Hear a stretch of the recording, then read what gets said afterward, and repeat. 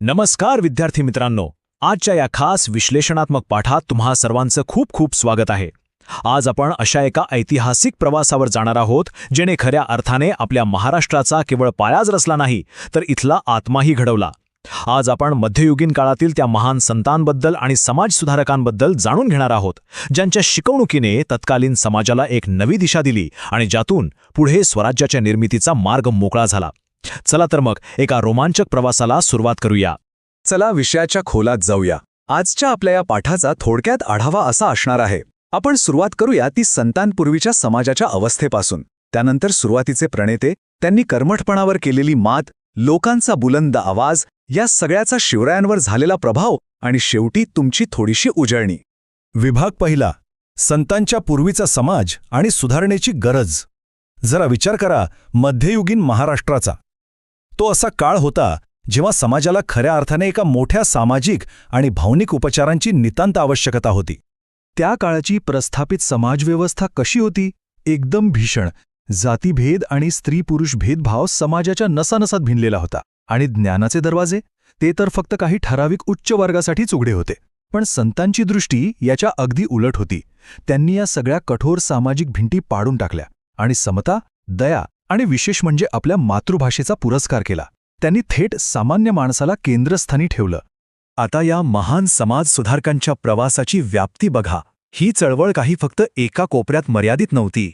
श्री चक्रधर स्वामी थेट गुजरातमधून महाराष्ट्रात आले। संत नामदेवांचा प्रवास तर महाराष्ट्रापासून अगदी पंजाबपर्यंत पोचला। संत ज्ञानेश्वरांचे कार्य आपेगाव ते आळंदी, संत एकनाथ पैठणामधून तर संत तुकाराम देहूमधून संपूर्ण महाराष्ट्राला प्रबोधनाची दिशा देत होते। खरंच किती अवाढ्य असा हा भौगोलिक पसारा होता। विभाग दुसरा, सुरुवातीचे प्रणेते। आता या व्यापक सामाजिक चळवळीची ठिणगी ज्यांनी टाकली त्या पहिल्या मार्गदर्शकांबद्दल आपण जाणून घेऊया। अभ्यासाच्या दृष्टीने हा कालक्रम डोक्यात अगदी फिट बसवा। हा एक प्रकारचा मानसिक नकाशा आहे।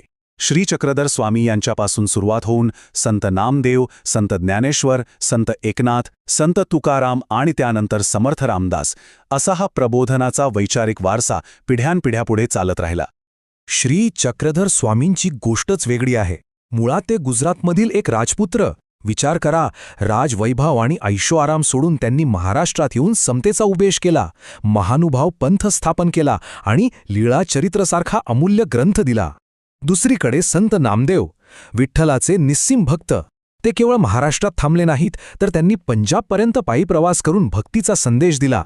आज गुरुग्रंथ साहेब या शीख धर्माच्या पवित्र ग्रंथात त्यांचे अभंग आदराने वाचले जातात। केवळा हा मोठा प्रभाव। विभाग तिसरा, कर्मठपणावर मात आणि सर्वांसाठी ज्ञान।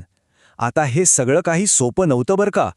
या समाजसुधारकांना तत्कालीन कर्मठ व्यवस्थेकडून प्रचंड विरोधाचा सामना करावा लागला।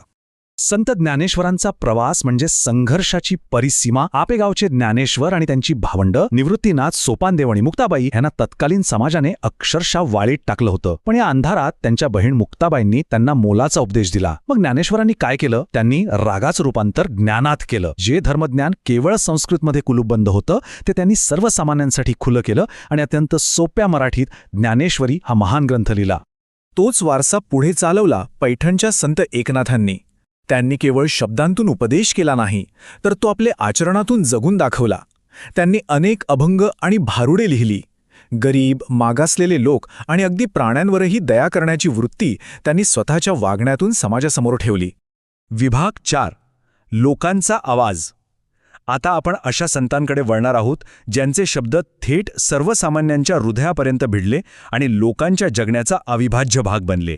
देहूचे संत तुकाराम, त्यांची तुकाराम गाथा आजही महाराष्ट्रातल्या घराघरात मोठ्या भक्तिभावाने वाचली जाते।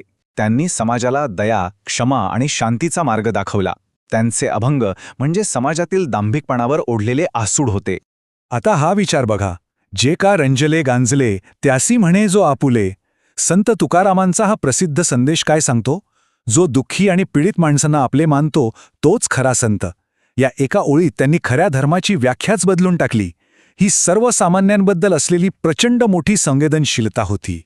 आणि याच काळात महाराष्ट्रात आणखी एका शक्तीचा उदय होत होता, ती म्हणजे शारीरिक आणि मानसिक शक्ती। समर्थ रामदास, त्यांनी स्वतःला रामाचा दास म्हणून घेतलं।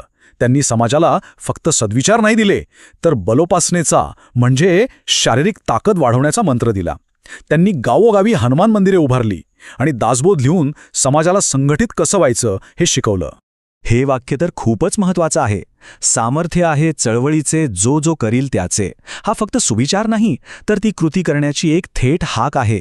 नुसतं बसून राहू नका, एकत्र या, अन्यायाविरुद्ध लढा आणि चळवळ उभी करा, असा हा कडक संदेश होता. विभाग 5 शिवरायांवरील प्रभाव. आता आपण या पाठाच्या सर्वोच्च टप्प्यावर आलो आहोत. ह्या सर्व सामाजिक प्रबोधनाचा आणि स्वराज्याच्या स्थापनेचा नेमका काय संबंध आहे? स्वराज्याची इमारत ज्या पायावर उभी राहिली तो पाया या संतांनी रचला होता.